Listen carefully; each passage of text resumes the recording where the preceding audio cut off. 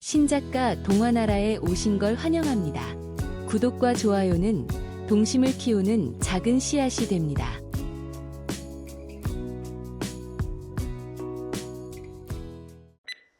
달빛 아래 호랑이 가온.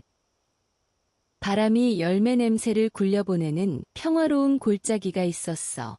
그곳엔 강하고 영리한 호랑이 무리가 살았지.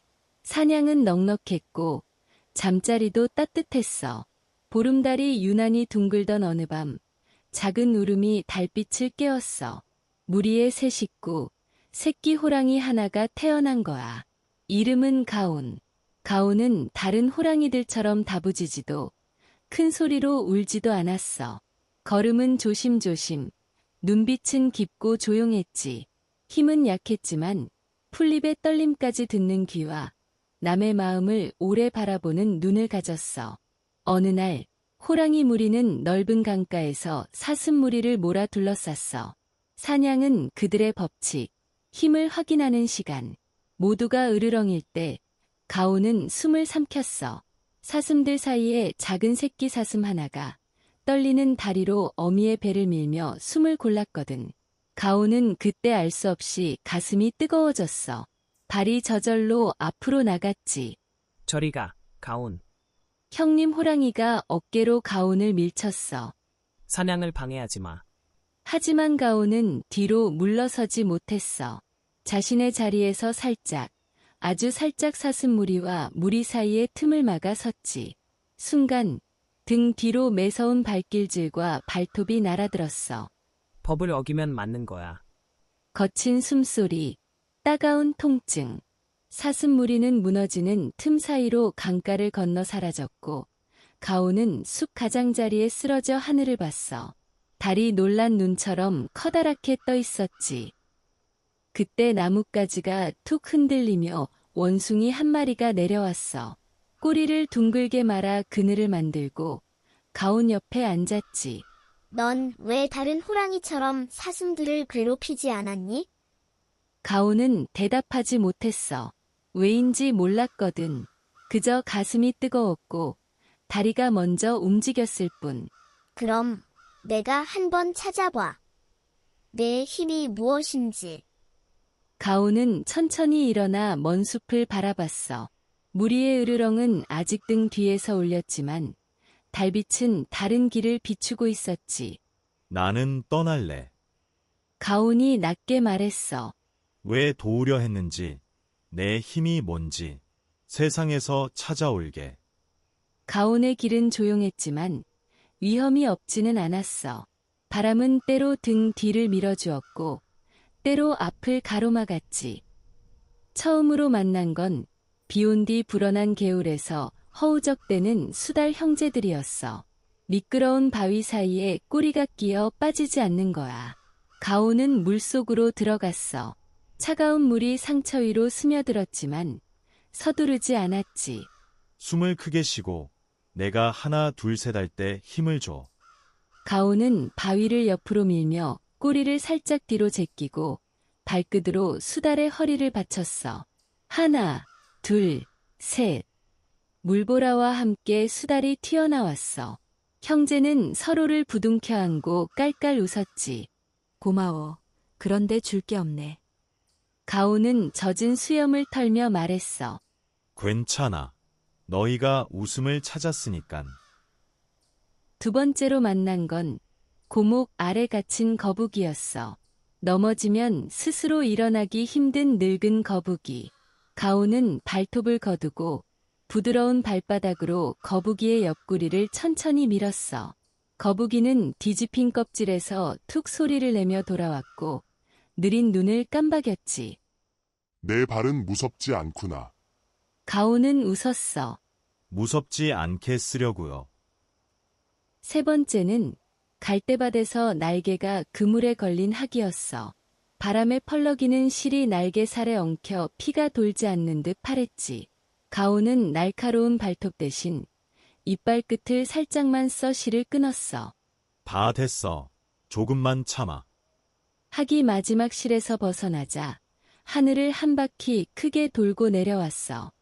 너무 고마워. 이 은혜를 어떻게 갚지? 아니, 괜찮아. 가온은 고개를 저었어. 날개를 다시 펼 수 있어 다행이야.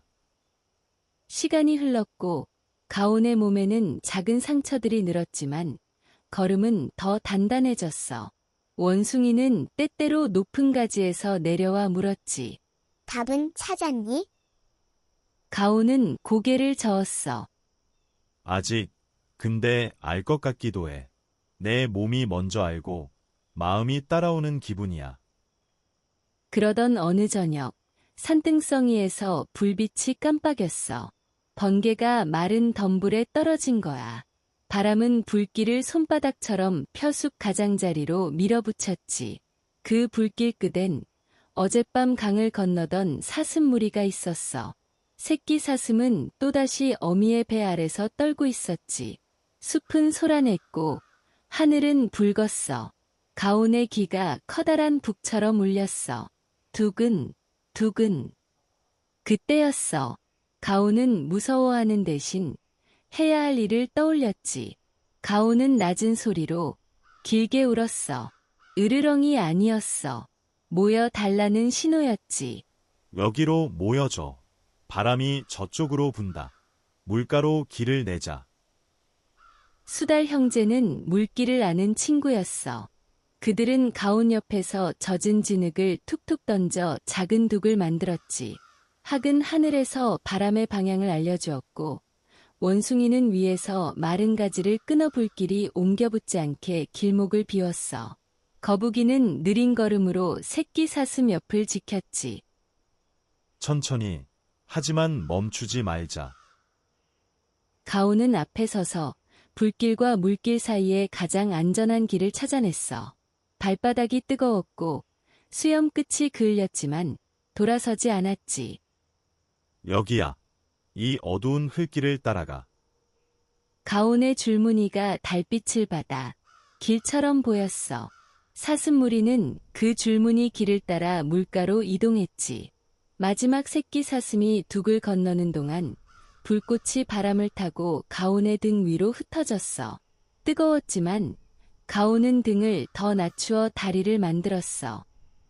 자, 천천히 넘어. 그때 멀리서 강의 얼음이 깨지는 소리처럼 불길이 물에 닿아 칙 하고 잦아들었어. 밤은 차츰 제 온도를 되찾았지. 사슴들은 물가에 모여 가온을 돌아보았어. 어미 사슴이 살짝 고개를 숙였지. 고마워. 가온은 젖은 숨을 내쉬었어. 등에 남은 그을음이 까맣게 번졌지만 눈빛은 한결 맑아졌지. 원숭이가 내려와 가온 옆에 앉았어. 이제 알겠니? 왜 너는 다른 호랑이처럼 하지 않았는지. 가온은 달을 올려다보았어. 달은 어릴 적보다 조금 더 작아 보였지만 더 가까이 있는 것 같았어. 난 내가 힘이 셌으면 좋겠다고 생각했어. 그런데 오늘 알았어. 힘은 누군가를 누르는 게 아니라 누군가를 일으켜 세우는 데 쓰일 때 진짜 커지는 거구나. 다음 날 아침, 가온은 무리의 골짜기를 향해 걸었어. 돌아가려는 게 아니었어. 그냥 말하고 싶었지. 무리의 호랑이들은 가온을 보고 웅성거렸어. 등 위의 그을음, 발바닥의 상처, 그리고 눈빛의 고요. 가온은 고개를 숙여 인사했어. 난 내 길을 찾았어.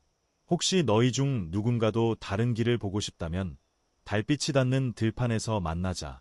거기엔 사슴과 수달, 학과 거북 할아버지, 원숭이, 그리고 나의 친구들이 있어. 서로 지켜주며 함께 살아가는 거야. 잠깐 동안 조용해졌어. 바람이 지나가고 풀잎들이 사각 속삭였어. 형님 호랑이가 물었지. 그게 내 법이나. 가온은 대답했어. 아니, 법이 아닌 약속이야. 빨리보다 천천히, 혼자보다 함께. 누군가는 코웃음을 쳤고 누군가는 고개를 갸웃했지. 하지만 괜찮았어. 가오는 당당히 숲길로 걸어갔어. 그날 저녁, 달빛이 들판을 하얗게 적실 무렵, 작은 불빛들이 하나둘 켜졌어. 반딧불 같기도 하고, 마음의 불씨 같기도 한 빛들. 사슴무리, 수달 형제, 하늘을 나는 학, 거북 할아버지, 제잘거리는 원숭이, 그리고 낯설지만 눈빛이 부드러운 두세 마리 호랑이까지 모두가 둥글게 모였지.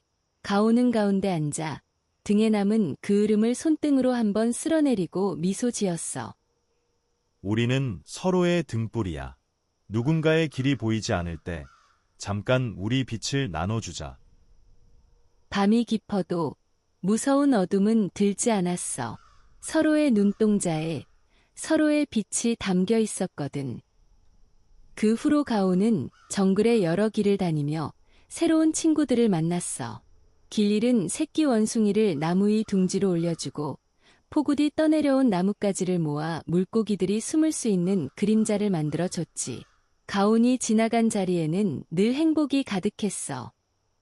그리고 아주 오랜 뒤 또 한 번 보름달이 정글을 환하게 비춘 밤, 가온은 처음 달을 올려다보던 그 숲 가장자리에 섰어. 그때와 다른 것은 옆에 선 발자국들이었지. 크고 작은 발자국이 달빛 아래 나란히 찍혀 있었어. 가온은 조용히 중얼거렸어. 왜 도왔는지 이제 알아. 내가 아파서가 아니라 내가 함께여서. 그리고 그게 내가 가진 가장 강한 힘이니까. 달빛이 웃는 것처럼 환해졌고 숲은 깊은 숨을 내쉬었어. 이야기는 여기까지. 내일은 또 다른 길 위에서 또 다른 등불이 켜질 거야.